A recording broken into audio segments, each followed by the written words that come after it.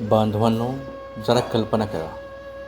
इंद्रायणी नदीच्या शांत किनाऱ्यावर एक मनुष्य बसला आहे. त्याच्यासमोर त्याने आयुष्यभर लिहिलेल्या कवितांच्या वह्या आहेत. त्या कवितांमध्ये त्याची भक्ती आहे, त्याचे अश्रू आहेत, त्याची वेदना आहे, त्याचा देवाशी झालेला संवाद आहे. आणि आता तो त्या सर्व वह्यांना जड दगड बांधून एकामागून एक नदीत फेकून देत आहे. प्रत्येक अभंग पाण्यात बुडतोय, प्रत्येक शब्द नाहीसा होतोय, प्रत्येक प्रार्थना नदीच्या तळाशी जात आहे. आणि मग 13 दिवस, संपूर्ण 13 दिवस तोच मनुष्य त्याच किनाऱ्यावर बसून राहतो. ना अन्न न पाणी, फक्त विठ्ठलाचे स्मरण. आणि 13व्या दिवशी काहीतरी असे घडते ज्याने संपूर्ण महाराष्ट्र हादरून जातो. त्या वह्या पुन्हा पाण्यावर तरंगत वर येतात, कोरड्या, एकही पान ओले नाही. जणू इंद्रायणी नदीने त्या शब्दांचे रक्षण केले होते. बांधवांनो, आज आपण ज्या संतांची कथा जाणून घेणार आहोत ते असे व्यक्तिमत्व होते की ज्यांना जगाने वारंवार अपयशी ठरवले. अपयशी व्यापारी, अपयशी शेतकरी, अपयशी संसारिक माणूस, ज्यांना पंडितांनी अपमानित केले, ठगांनी फसवले, ज्यांच्या कुटुंबाने उपासमारी सहन केली, ज्यांचे लेखन नष्ट करण्याचा प्रयत्न केला. पण आज जवळजवळ 400 वर्षानंतरही त्यांचे शब्द कोट्यवधी लोकांच्या ओठावर आहेत. ही कथा आहे महाराष्ट्राच्या महान संतांची, संत तुकाराम महाराजांची. 17वे शतक, महाराष्ट्रातील देहूगाव. तुकाराम महाराजांचा जन्म एका प्रतिष्ठित आणि समृद्ध कुटुंबात झाला. त्यांचे आजोबा आणि पणजोबा मोठे सावकार होते. त्यांच्याकडे जमीन होती, संपत्ती होती, समाजात मान होता आणि पंढरपूरच्या विठ्ठलावरील अखंड श्रद्धा होती. सर्व काही उत्तम चालले होते, पण नियतीला काही वेगळेच मान्य होते.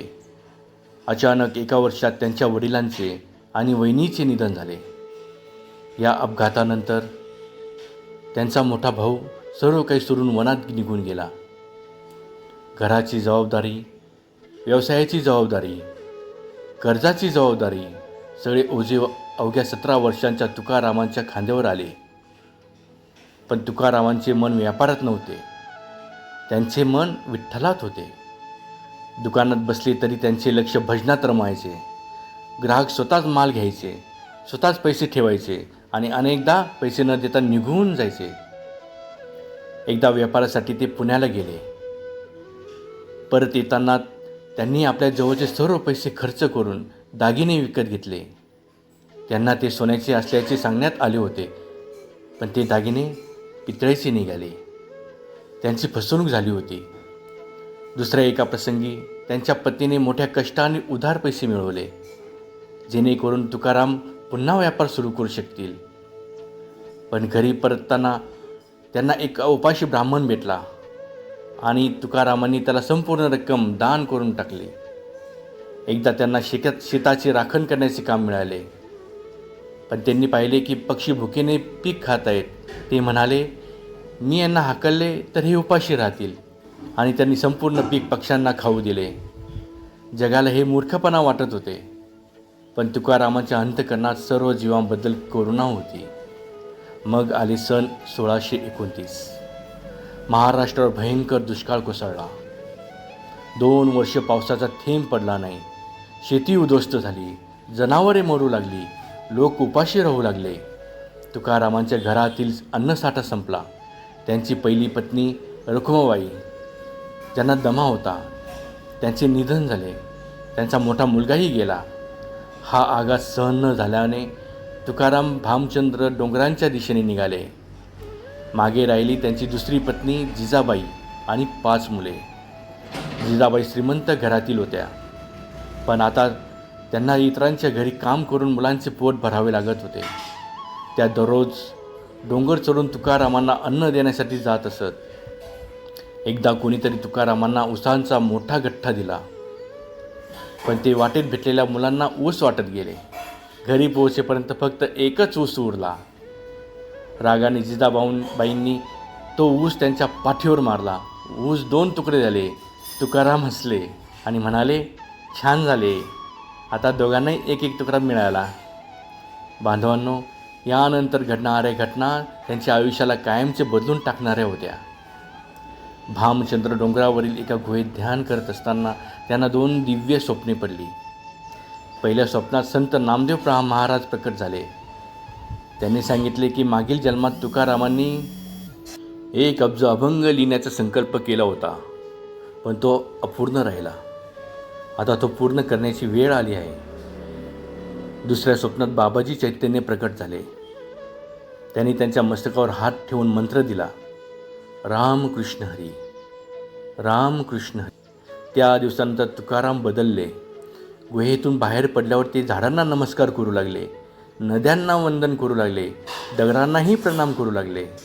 ते म्हणत, हे जंगलच आता माझे कुटुंब आहे, ही पृथ्वी माझे आसन आहे आणि हे आकाश माझे छप्पर आहे. मग त्यांच्या मुखातून अभंगाचा अखंड प्रवाह वाहू लागला. हे अभंग विद्वानांसाठी नव्हते, ते शेतकऱ्यांसाठी होते, मजुरांसाठी होते, समाजाने विसरलेल्या लोकांसाठी होते. लवकरच सर्व जाती धर्मातील लोक त्यांच्या कीर्तनांना येऊ लागले आणि याच गोष्टीमुळे काही पंडित अस्वस्थ झाले. त्यांच्यामध्ये रामेश्वर भट्ट नावाचे एक विद्वान पंडित होते.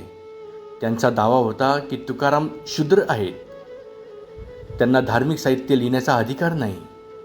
पंचायतीत तक्रार करण्यात आली. निर्णय झाला, तुकारामांनी आपले सर्व अभंग नष्ट करावे. आणि मग ती घटना जी आजही महाराष्ट्राच्या स्मरणात आहे. तुकारामांनी कोणताही वाद घातला नाही, कोणताही राग व्यक्त केला नाही.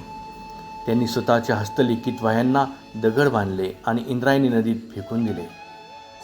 मग ते नदी किनारी बसले आणि विठ्ठलाला आर्त हाक मारू लागले, हे शब्द जर तुझे असतील तर तूच त्यांचे रक्षण कर. 13 दिवस उलटले आणि मग त्या सर्व वह्या पुन्हा पाण्यावर तरंगत वर आल्या, कोरड्या, जणू देवानेच त्यांचे रक्षण केले होते. रामेश्वर भट्ट स्तब्ध झाले. ज्यांनी विरोध केला होता तेच त्यांच्या चरणी पडले आणि त्यांचे शिष्य बनले. ही बातमी संपूर्ण महाराष्ट्रभर पसरली आणि अखेर ती पोहोचली एका महान राजापर्यंत, छत्रपती शिवाजी महाराज. महाराष्ट्राचे साम्राज्याचे संस्थापक, धर्मरक्षक. शिवाजी महाराजांनी तुकारामांविषयी ऐकले आणि त्यांना भेटण्याची इच्छा व्यक्त केली. त्यांनी सोन्याची नाणी, घोडे, मौल्यवान वस्त्रे भेट म्हणून पाठवली, पण तुकारामांनी सर्व परत पाठवले. त्यांनी शिवाजी महाराजांना पत्र लिहिले. त्यात त्यांनी सांगितले, आपले कर्तव्य प्रामाणिकपणे पार पाडा, गरिबांची सेवा करा, चापलुसांपासून सावध राहा, प्रत्येक जीवामध्ये परमात्मा आहे हे विसरू नका.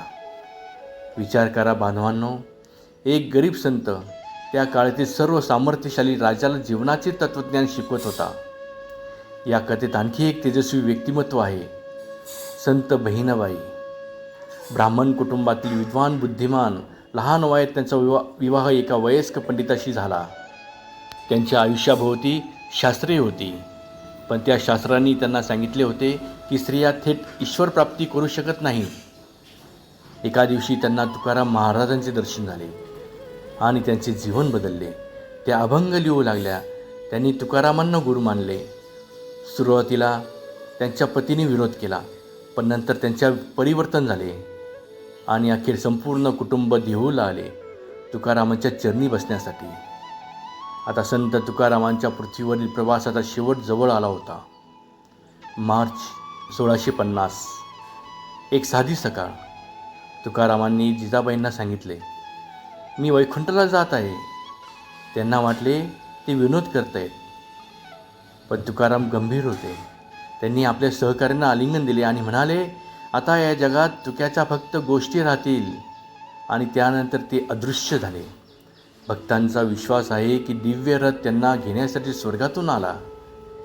इतिहासकारांची मते वेगळी आहेत, पण सत्य काहीही असो, एक गोष्ट निश्चित आहे, 400 वर्षानंतरही तुकारामांचे अभंग जिवंत आहेत. शेतामध्ये, घरामध्ये, वारीत, भजनात आणि करोडो भक्तांच्या हृदयात. कारण काही माणसे शरीराने नाहीशी होतात, पण त्यांचे शब्द अमर होतात आणि संत तुकाराम महाराज हे त्यांचेच सर्वात तेजस्वी उदाहरण आहे. रामकृष्ण हरी, रामकृष्ण हरी, रामकृष्ण हरी.